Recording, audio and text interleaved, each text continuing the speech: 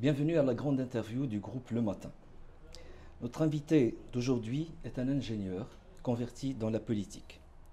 Diplômé de l'École nationale d'ingénieurs à Tunis en 1988, titulaire d'un DEA en mécanique, il fait toute sa carrière au sein d'une multinationale française dont il devient directeur général d'une division supervisant 6 filiales, implantées en France, aux États-Unis, en Inde et en Tunisie. Il fait son entrée sur la scène politique au lendemain de l'échec de Hamadi Jbali à former un gouvernement de technocrates et la désignation de Ali Laraïd à la tête de l'exécutif tunisien. Ce dernier fait appel à lui pour le charger du portefeuille de l'industrie en mars 2013. Suite à une crise politique et au bout d'un long dialogue national, il est choisi comme chef consensuel du gouvernement, responsabilité qu'il assume depuis sa désignation en janvier 2014. Notre invité est le chef du gouvernement tunisien, M. Mehdi Jouma. M. Jouma, bonjour, bienvenue au Maroc et merci de nous avoir accordé cet entretien exclusif. Bonjour. Monsieur le chef du gouvernement, vous visitez le Maroc pour la deuxième fois depuis que vous avez assumé la charge de l'exécutif de votre pays. Vous aurez rencontré en 9 mois votre homologue marocain 3 fois. Et l'on s'interroge sur cette accélération de la cadence. Quel est l'objectif de cette accélération? Bonjour, je pense que c'est dans la continuité des rapports historiques très amicaux qui ont toujours uni le Maroc et la Tunisie. Et c'est la conscience de la part des responsables aujourd'hui des deux pays de rapprocher nos actions sur l'ensemble des secteurs, sur l'ensemble des volets de nos relations, aussi bien politiques, économiques que sécuritaires. Donc pour moi, c'est très, très important en fait. Dès mon investiture, ça m'était cher dès les premiers jours de faire le déplacement au Maroc. J'ai eu l'honneur aussi de rencontrer Sa Majesté le Roi. Et j'ai pu toucher à travers la rencontre avec Sa Majesté et avec mon ami, le président du gouvernement, M. Abdelilah Ben Kirad, j'ai pu toucher aussi l'importance de la Tunisie pour eux, l'importance des relations. Donc nous travaillons de concert pour essayer d'intensifier nos échanges et essayer réellement de rapprocher nos points de vue et de concevoir nos rapports dans une perspective beaucoup plus stratégique pour la région. Et la visite justement qu'a effectuée Sa Majesté le Roi en Tunisie a permis aux deux pays de redonner une forte intensité à leurs relations. Alors comment percevez-vous l'impact de cette visite? Elle est très importante. Je peux vous dire qu'au-delà de la partie formelle, le gouvernement, et bien évidemment, nous étions honorés de recevoir Sa Majesté le Roi et puis de voir aussi Sa Majesté prolonger son séjour, mais surtout au niveau de l'ensemble des Tunisiens, c'était un signe d'amitié très très fort. Nous savons interpréter un tel geste et puis ça a eu un écho très positif aussi sur l'image de la Tunisie à un moment où la région passe par des difficultés et une perception qui n'est pas très très positive. Donc réellement ça nous a énormément touchés, aussi bien les officiels que le peuple tunisien. Alors, le Maroc œuvre pour une meilleure coopération sud-sud. Sa Majesté le Roi en a fait l'un des principes conducteurs de la politique extérieure du Royaume. Durant la visite en Tunisie, le Forum économique maroco-tunisien s'était réuni dans la perspective du développement des relations économiques bilatérales. Alors, est-ce qu'on peut dire que des chantiers de coopération avancent, ceux qui ont été lancés à ce moment-là? Je pense que c'est l'un des axes les plus forts de nos visites mutuelles et c'est dans ce cadre aussi que j'effectue cette visite, la coopération économique, parce que nous pensons aujourd'hui que l'on doit accélérer ça. On a des défis en commun, mais on a des opportunités aussi croisées dans nos pays, mais on a une mutualisation d'efforts à faire entre nos forces politiques, enfin nos forces économiques pour aller aussi vers d'autres marchés. Et ce que nous essayons de faire maintenant dans un autre style, c'est vraiment de pousser les acteurs des affaires, les acteurs économiques à travailler en direct. On n'est plus dans le modèle où l'État doit tout faire et c'est ça qu'on est en train de travailler. C'est pour ça, depuis, il y a eu beaucoup de rencontres d'hommes d'affaires, d'investisseurs Et il y a des projets, effectivement, que nous poussons, nous, gouvernement, que nous encourageons, pour créer des opportunités de part et d'autre, mais aussi pour aller chercher des opportunités en commun. Ensemble. Alors justement, on s'interroge, enfin, les analystes s'interrogent comment peut-on améliorer cette coopération, la rendre plus fructueuse, la coopération économique, sachant que les deux économies seraient plutôt dans la concurrence vu les similitudes qui existent entre les tissus économiques des deux pays. Je ne pense pas. J'ai une petite connaissance du tissu économique marocain, une meilleure connaissance bien évidemment du tissu tunisien. Je pense que même dans les secteurs où on est tous les deux présents, aujourd'hui, il est nécessaire d'avoir une certaine dimension pour continuer à exister, pour continuer à investir et pour aller conquérir et avoir ses chances dans une concurrence qui devient de plus en plus mondiale et ouverte. Donc on n'est plus réellement dans le schéma très restreint en fait. Hein. On est concurrent sur une petite niche. Non, non, non. Aujourd'hui, même quand on est sur les mêmes créneaux, on doit s'associer. Et c'est ça notre force. Et je vois qu'il y a énormément de proximité dans la façon de faire de nos acteurs économiques et énormément de proximité aussi dans les challenges que ça doit nous unir et nous donner des forces. Donc moi, je suis plutôt adepte des synergies que de la concurrence frontale. Alors vous avez déclaré à votre arrivée au pouvoir que la Tunisie aurait besoin de 3 ans au moins pour mener des réformes économiques de fond, qui demandent beaucoup de courage et d'audace. Vous avez défini des priorités à ce niveau, notamment en ce qui concerne la réduction de la subvention et la mise en place d'une réforme fiscale. Ne craignez-vous pas pour la poursuite de cette feuille de route que vous avez tracée, vu les changements politiques qui sont en train de s'opérer? Tout d'abord, effectivement, c'est ce qu'on avait dit, et ça, nous restons sur ce diagnostic, sur cette nécessité d'aller mener des réformes courageuses pour les 2 ou 3 années encore à venir. Nous avons commencé ça, et dans les lois de finances complémentaires qu'on avait présentées au Parlement, c'était au mois de juillet, ça inclut des réformes comme une partie, un début de réforme fiscale, mais la réforme du système de subvention et d'autres réformes, la réforme bancaire, le secret bancaire, l'équité fiscale. Donc on a commencé et il faut continuer. Non, je pense pas. Je pense que nous rentrons dans un nouveau mode de fonctionnement politique, un système politique où ce qui est important en fait, hein, avec l'alternance des gouvernements, c'est d'assurer la continuité de l'État. Et ce que nous disons, c'est quelque chose de très fondamental, de très structurel, donc qui ne doit pas dépendre des équipes, qui peuvent changer et qui doit être un cap. Ça, c'est la première chose. La deuxième, c'est qu'avant d'aller vers ces réformes, nous avons lancé un dialogue national sur l'économie. Et ce dialogue, nous avons impliqué toutes les forces politiques, les forces sociales et les experts. Et c'était une synthèse de ce qu'on avait vu. Bien évidemment, le gouvernement, après, il a fait des choix, mais je pense que c'est une bonne base pour assurer la continuité de cette action.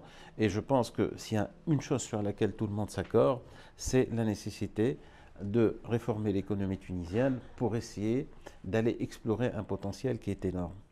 Et puis, lorsqu'on passe d'un gouvernement de technocrates qui a généralement plus de courage et pas de contraintes politiques pour mener des réformes de base, quand on passe à un gouvernement politique, vous ne pensez pas qu'il y aurait peut-être un rejet social, que le gouvernement politique n'aura pas le courage de poursuivre, notamment en ce qui concerne des choses qui atteignent le pouvoir d'achat, comme la réduction de la subvention des produits de base, etc. Je pense que ce qui est très important, c'est de ne pas passer d'un gouvernement de technocrates, comme vous le définissez, à un gouvernement de politique politicienne, mais le plus important, c'est de passer à un gouvernement de compétences. C'est dont les gens ont besoin de compétences. Mais qu'elle soit politique ou apolitique, ce n'est pas là la question. Réellement, une équipe de professionnels, et je pense que là, il y a une prise de conscience de la part de tout le monde. Aujourd'hui, il ne s'agit pas de mettre quelqu'un dans un poste juste parce qu'il appartient à tel ou tel parti. Il peut appartenir à des partis, mais avant tout, il faut que ce soit une compétence. Et là, je pense qu'on peut, pour la partie du moins compétences, on peut assurer la continuité des réformes et on peut assurer la continuité de l'exercice et ça peut donner de la crédibilité et de l'acceptation de la part de la population. Vous pensez qu'actuellement, les cadres compétents, les compétences qui existent peut-être à l'étranger ou à l'intérieur du pays sont prêtes à intégrer la vie politique, à s'impliquer dans la gestion des affaires de l'État? Moi, je peux parler de mon expérience. Hein. La moitié de mon gouvernement, j'ai pu le recruter à l'étranger, dans les quatre coins du monde, en fait. Hein. Du Brésil à Londres, à Paris, à New York. Donc voilà, le gouvernement est composé de compétences. Il y en a pour certains, ça faisait 20, 25, 30 ans. Moi-même, j'ai passé 25 ans à l'étranger. Je pense on a partout des Tunisiens qui aiment leur pays. Absolument. Et quand ils pensent que le pays a besoin d'eux et que le contexte s'y prête pour essayer d'exprimer leur talent et de mettre au service du pays leur talent, leur connaissance, leur savoir-faire, je pense qu'ils ne seront pas avares de donner au pays ce qu'il nous a donné quand on était petit. Absolument. Alors, justement, avec le changement politique, comment qualifiez-vous la Tunisie après les élections législatives? Est-ce qu'on peut dire qu'on est toujours dans la phase de transition? Est-ce qu'on est dans la consolidation? Est-ce qu'on est déjà, on fait partie du concert des nations démocratiques? Il y a plusieurs étapes. Oui, en toute objectivité. Je pense que nous avons, avec l'achèvement de ces élections, nous allons tourner une grande étape, la page d'une grande étape d'une transition qui est la gestation de la naissance de la démocratie. Et ça, c'est très important. Mais vous savez, après, il faut consolider tout ça. On a un nouveau-né, il reste fragile, il faut qu'il apprenne à marcher correctement, à croître. Donc, une transition n'est jamais marquée en fait par une date ou un certain nombre d'années. Elle est continue, elle est graduelle.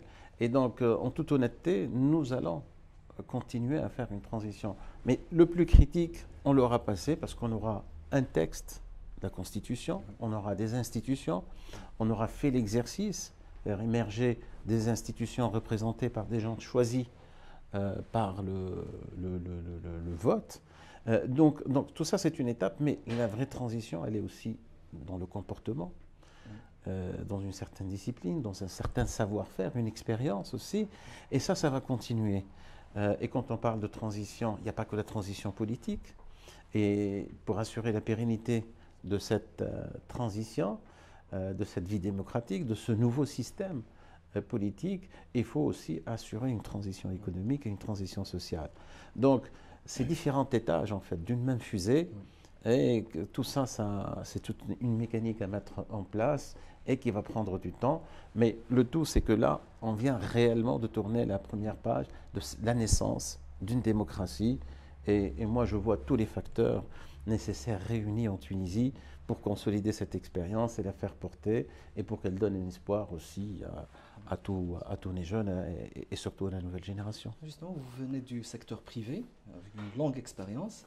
Comment vous vendez aux investisseurs étrangers le produit Tunisie? Quels sont vos arguments aujourd'hui? La Tunisie, tout d'abord, elle a des arguments intrinsèques. Tout d'abord, sa position géographique. Elle est au croisement de trois grands espaces, que sont l'Afrique, le monde arabo-musulman et puis l'Europe. Et avec ces trois espaces, on a du savoir-faire, on a de la proximité, on a des liens. La Tunisie aussi, c'est un réservoir de ressources qualifiées. La Tunisie est un pays très ouvert. La Tunisie aussi a des facteurs de compétitivité qui sont très importants, un cadre de vie qui est très agréable. Et puis, elle a fait la preuve aussi dernièrement d'une certaine maturité et d'une certaine ouverture.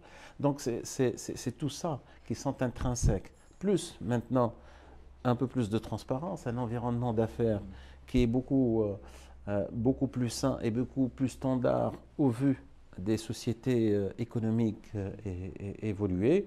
Et puis, on a aussi nos antennes partout dans le monde entier. Donc, il y a un certain nombre de facteurs qui ont toujours attiré l'investisseur étranger et qui vont, une fois que la visibilité est redonnée, la stabilité est redonnée à ce pays-là dans un cadre beaucoup plus ouvert, je pense que ça va booster l'attractivité de la Tunisie, qui est, je considère, a été toujours intrinsèque, mais qui pour l'avenir aussi donnera plus de perspectives.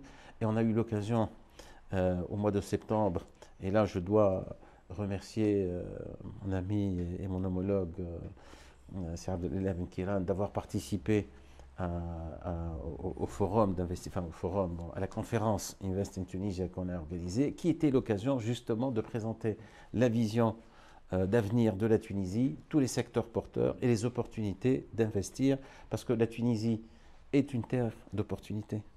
Absolument. Alors, justement, vous parliez tout à l'heure du fait que le monde est de plus en plus uni, on va en groupe, on se renforce, on se consolide dans des blocs régionaux, parfois même plus élargis. Alors, le Maghreb a du mal à se frayer un chemin vers cette tendance d'unification et d'intégration économique. Quelle est la position de la Tunisie vis-à-vis de ce qui se passe, de ce retard? Bah, la position, c'est celle que je traduis par ma présence ici au Maroc. Hein. En l'espace de 10 mois, c'est ma deuxième visite. Et puis si on compte aussi la visite de Sa Majesté le Roi et de mon homologue, Monsieur le Président du gouvernement, c'est que nous y croyons réellement en nos chances de créer une dynamique pour l'avenir, dans la nécessité de faire face à des défis qui sont de différentes ordres. On parle du défi économique, mais il y a des défis sécuritaires. Et je pense que la dynamique est mise en œuvre. C'est une dynamique qui sera d'une nature différente.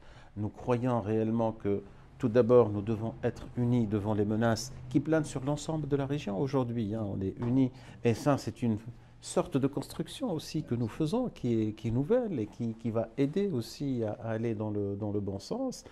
Je pense que le fait aussi d'encourager nos forces privées, il n'y a pas que la partie officielle, de favoriser les échanges entre eux, tout ça, ça va dans la construction. Moi, je reste, malgré toutes les difficultés, on ne peut pas les nier, qui sont sur le terrain et qui datent d'un certain temps. Moi, je pense qu'il y a une dynamique aujourd'hui qui est créée et je reste confiant dans le fait que nous allons faire cette construction, mais dans une conception, dans un style, dans une manière qui est complètement différente. Justement, on peut en savoir plus sur cette nouvelle conception, comment vous la voyez? Ben c'est ça, c'est les échanges économiques, c'est le déplacement, c'est les échanges entre les hommes, c'est faire face à des grandes questions stratégiques aussi pour la région. Et nous voyons des signes quand même. Je vous dis, aujourd'hui, quand vous voyez l'intensification en fait, hein, des déplacements, et puis je le vois honnêtement, à chaque fois quand on se retrouve à l'étranger, en fait, hein, entre un Marocain, un Algérien, un Tunisien, on ne sent pas beaucoup de différence aujourd'hui. Mais réellement, on se sent unis dans beaucoup de choses. Ce n'est pas qu'une union aussi morale, culturelle, historique, c'est aussi une union d'intérêts qui est très importante. Et c'est ça que, c'est à travers ce prisme-là, c'est à travers ça que je vois cette dynamique et cet avenir pour la région. Alors, venons-en maintenant à l'instabilité régionale. La Tunisie se trouve au cœur d'une région qui est marquée par l'instabilité. Il y a ce qui se passe au Sahel, il y a cet armement qui circule un peu partout. Vous avez un voisin qui a du mal à reconstruire l'État et à sécuriser ses frontières. Donc vous héritez d'une responsabilité unilatérale, si l'on veut, c'est de sécuriser vos frontières à l'est avec la Libye. En même temps, il y a des infiltrations de terroristes qui s'opèrent à l'ouest. Et là, il y a de la coopération avec votre voisin de l'ouest. Mais comment vous affrontez ce problème? Sachant que, si vous permettez, monsieur le chef du gouvernement, c'est que l'armée tunisienne et les services de sécurité tunisiens n'étaient pas habitués à cette guerre contre des mouvances terroristes. Tout à fait. Nous faisons face depuis maintenant quelques années, depuis la Révolution, à une menace terroriste qui n'était pas vraiment identifiée, qui était latente, mais qui s'est manifestée depuis maintenant 2 ans et demi. Depuis 2 ans et demi. Effectivement, la Tunisie n'a pas d'habitude, en fait, hein, il n'a pas de tradition dans ce domaine. C'était un pays qui était connu pour son calme, sa paix sociale. Il était loin de tout ce qui est extrême et encore moins de tout ce qui est violence et surtout violence armée. Depuis, les choses ont changé. Ces terroristes, ils ont profité de l'affaiblissement de l'État suite à la Révolution. Ils ont pu gagner du terrain, mais les choses sont en train de changer complètement, l'équation est en train de changer. Nous avons fait ça en plusieurs étapes, hein, 2 grandes étapes. Quand on est rentré au gouvernement, on a vu ce qui se passait, on a fait l'évaluation de ce qui se passait. Effectivement, il y avait ce qui était endogène et ce qui était exogène. Donc on a commencé par travailler à l'intérieur. L'intérieur, c'était réellement de préparer et d'aider les services de renseignement à aller en toute vitesse vers une efficacité et intégrer cette dimension terroriste qu'ils avaient bien commencé, mais qui était un peu affectée par la révolution. Et là, de ce côté-là, ça a été renforcé. Et d'une manière générale, on a travaillé sur l'ensemble de nos forces de l'ordre, plus l'armée, pour essayer de leur donner les moyens, la motivation et l'organisation nécessaire pour que ça devienne des institutions fortes et garantes de la sécurité de l'État. Et c'est ce qui s'est produit réellement. C'est pour ça qu'on a réussi à démanteler pas mal de réseaux, on a réussi à faire face, bien que de temps en temps on reçoive des coups, mais c'est comme dans une guerre. Le moral des troupes est très bon, ils sont prêts au sacrifice pour leur nation et leur pays. Et pour ce qui vient de l'extérieur, bien évidemment, il y a ce lien logistique, c'est ce qui explique la présence du terrorisme aujourd'hui, c'est un lien logistique essentiellement avec la Libye et un lien financier. Nous avons travaillé sur le contrôle de nos frontières. Et là, nous avons fait un grand pas, parce que réellement, nous contrôlons de mieux en mieux les flux, que ce soit les flux de marchandises, les flux d'hommes, mais nous savons que le feu est encore dans le voisinage et que nous faisons tout ce que nous pouvons, surtout sur le plan diplomatique, l'aspect sécuritaire, mais sur le plan diplomatique, en coopération avec tous nos amis de la région et d'ailleurs, pour essayer de contenir cette situation. Nous avons des principes pour faire ça. La non-intervention directe étrangère, ça nous sommes contre, mais par contre nous poussons pour favoriser le dialogue entre les biens. C'est la voie qui nous a sortis, nous, de la difficulté, c'est la voie qui a toujours réussi par ailleurs dans toutes les expériences dans différents coins du monde, et c'est ce que nous poussons, mais entre-temps nous restons vigilants, nous prenons toutes les mesures nécessaires pour essayer de se protéger contre cette menace qui est réelle, parce qu'il y a la prolifération d'armes, prolifération de groupes terroristes aussi. Et dans nos rapports avec les Libyens, nous accueillons beaucoup de Libyens. Nous avons une solidarité sans faille avec le peuple libyen, bien que nos moyens sont limités, mais en même temps, nous prenons les précautions nécessaires et la distance nécessaire pour ne pas travailler et rester à l'écart, et plutôt faire le nécessaire pour essayer de contenir tout ce qui est action violente, action terroriste. Donc si j'ai bien compris, monsieur le chef du gouvernement, vous êtes pour une coopération interrégionale plutôt qu'une intervention étrangère. Alors, est-ce qu'elle existe? Est-ce qu'elle devra être renforcée, cette coopération interrégionale? Est-ce que vous la sentez? Est-ce que vous sentez les pays de la région à vos côtés en ce qui concerne ce qu'on sent, c'est que tous les pays de la région se sentent vraiment concernés et sentent le poids de la menace. Hein. C'est quand vous avez un pays comme la Libye où l'État n'est pas aujourd'hui, on ne peut pas dire qu'il y a un État qui règne sur l'ensemble en fait, du territoire. C'est ce que nous souhaitons du moins, avec la prolifération que je viens de décrire. Bien évidemment, c'est une menace qui est réelle. Et quand on a une menace commune, vous pouvez comprendre facilement que la coopération, les échanges sur la question sont très intenses, réels et sérieuses. Et même avec tous les voisins, nous travaillons dans le cadre du voisinage de la Libye, mais plus élargi sur la région. Nous intégrons aussi ce qui se passe au Moyen-Orient, parce que tout ça c'est interlié. Et avec nos amis marocains, nous avons réellement des échanges très directs, très fréquents. Et j'ai eu l'occasion de discuter avec mes homologues et même d'avoir l'appui de Sa Majesté le Roi pour essayer de multiplier ces échanges entre nos différents services, nos expériences, et puis une concertation pour essayer de traiter tous les problèmes qui planent, et tous les dangers qui planent sur nos populations et nos pays.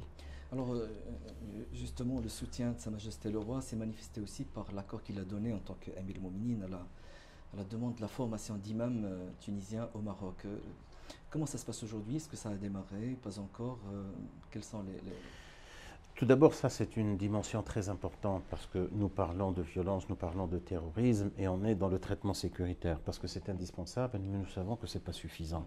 Nous avons bien pris conscience, nous travaillons en Tunisie, mais nous travaillons avec tous les pays amis qui ont une bonne expérience. Le Maroc a eu beaucoup d'expérience dans le passé Ça, c'est la première chose. Donc, nous souhaitons profiter, et Sa Majesté le Roi, Monsieur le Président du gouvernement aussi, ils nous ont encouragés. Et réellement, on est dans la coopération. Il y a des élèves qui vont venir se former ici. Donc, ça avance. Nous allons nous inspirer aussi de cette expérience marocaine pour créer la même chose. Et on a sorti le décret pour créer une école pareille aussi. Et dans ce cadre-là, nous allons coopérer avec les écoles ici au Maroc pour avoir leur expérience et avancer. Et nous avons l'obligation aujourd'hui de porter un discours à nos jeunes qui contre ce discours extrémiste et qui correspond plus à notre religion telle que nous la pratiquons, telle que nous la connaissons aussi bien au Maroc qu'en Tunisie, qui est une religion de tolérance, d'ouverture, mais qui est une religion dont on est fier, qui est très ancrée. Et je pense que dans le traitement de ce phénomène-là de violence et de terrorisme au nom de la religion, il y a l'aspect sécuritaire, mais il y a aussi cet aspect religieux qui est très important. Et là, nous nous appuyons sur l'expérience marocaine, mais il y a aussi l'aspect social et économique qu'il ne faut pas négliger et qui est indispensable aussi et incontournable pour essayer de trier. Monsieur Juma, l'affaire du Sahara est une affaire qui concerne tous les Marocains. Vous connaissez certainement que c'est une affaire de tout un peuple. Et les Marocains ont toujours apprécié cette position amicale tunisienne, fraternelle, en ce qui concerne cette cause nationale pour les Marocains. Alors, est-ce qu'il y a cette position, est-ce qu'elle demeure intacte? Est-ce que c'est la même position? Est-ce qu'elle ne peut pas faire l'objet de changements? Est-ce qu'elle a changé?